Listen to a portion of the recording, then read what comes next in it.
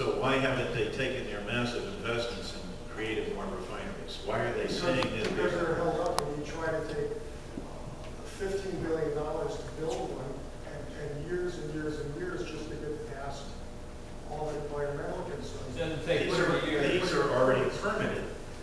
For refiners? No, this is permanent to drill on, but even in the refineries in 2005, we passed the legislation and streamlined them. How many have been built since then? There hasn't been any bill. There hasn't been any bill Why? for 30 years. Because Why? they're still being blocked. Oh, because they're being blocked, or because it's more profitable for them not to? Well, if they can make even more money, why wouldn't they? No, if they can make more money by pumping on more. Or if they can make more money by not. It's a low price. It's not just what the. It is well, then apparently Mr. Mitchell is all wrong. So you're In saying other words, that that price is the people in world Europe- price, it's the price of supply and demand. You're saying that the people in Europe and who are not being subsidized are paying less for their gasoline? No, what I'm saying is that the price is being artificially driven up. And that they've come back and said their solution is to drill in the Anwar.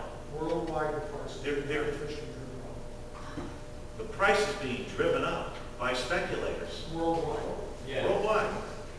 And here. And here. And that's ExxonMobil. ExxonMobil isn't a speculator, they're an oil But company. you're saying they're not drilling. They're They not. are.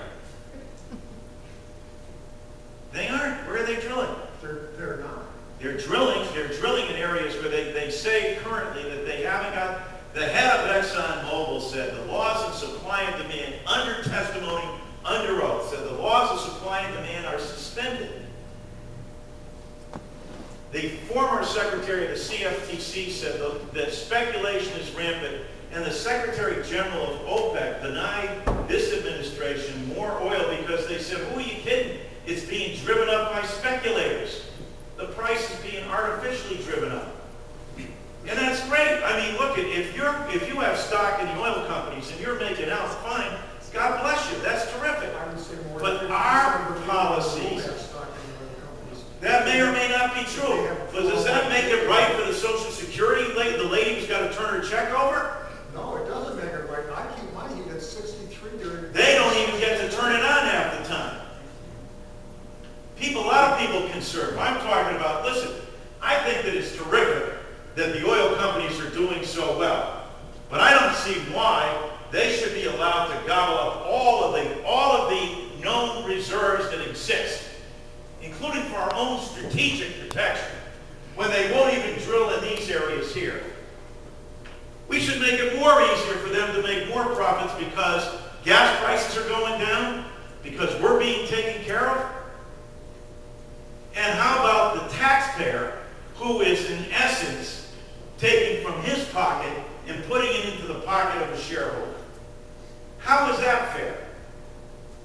How is any of it fair? How is it fair that the federal government can tax it so high, and then you're going to tax it again? How do you drive on your roads and bridges? How do you drive on roads and bridges? Who pays for the roads and bridges and the mass transit?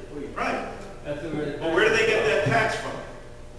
They get it from the federal tax dollars. So we shouldn't pay that? But that's for the price of a gallon. The corporate taxes and everything else, which is higher than industry average, corporate average, is higher. That still comes out of our pocket. If what you're saying is that here's what the problem is. The problem is that if we would just drill in the Anwar, things would be fine. Well, then then maybe I'm misunderstanding what you're saying. I'm saying we should go where there are proven reserves. Is the Anwar a proven reserve? According to the oil analysts, there is. According to the oil analysts. Exactly. Well, according to the government analysts, there's as much oil and there's 4 times as much natural gas. It has small footprint. No, but no, it's not a small footprint, as you can see just by looking up here. So why, because it's a smaller footprint, should the American people turn away a reserve that's been set aside? A smaller footprint would be more. But why should they do that? Just because. Because it'll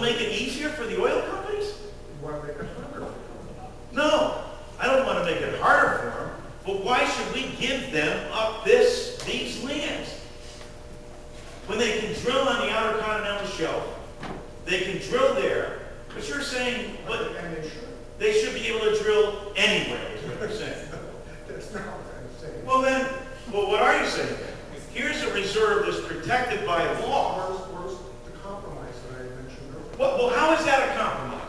When both sides lose a little bit. Well, wait a Seems second. like your idea of. What do we lose? is If you agree with me, then we'll agree. And Wait, that's- whoa.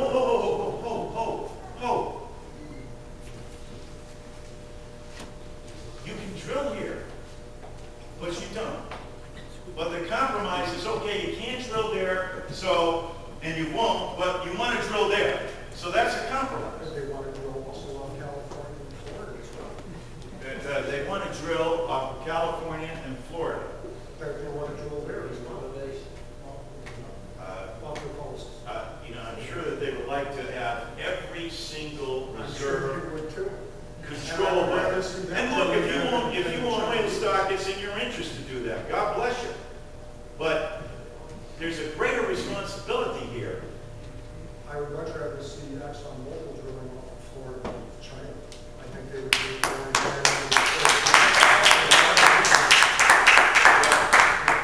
I would always prefer to see an American company anywhere. China Period. already started in investigating along with Venezuela off the coast of Florida. That's not true. You're drilling now? Who says they're drilling down? The people. That's the data that you have, or is that the talking points from the Republican National Committee? You know what, I wasn't on the teleconference today. Stay tuned. Hold on, Russia's in my ear. Federal government spends $3 trillion budget, tremendous amounts of money now. A lot of talk was mentioned about how we shouldn't be spending on military. At least that's covered in the Constitution. We've become a nanny state. Anytime you take from Peter and give to Paul, you're always going to get Paul's vote. The federal government spends over $97,000 every second, every day, 24/7. And most of that is And most of that is. United States military. No, most of it is not. Most of it is handouts and titles.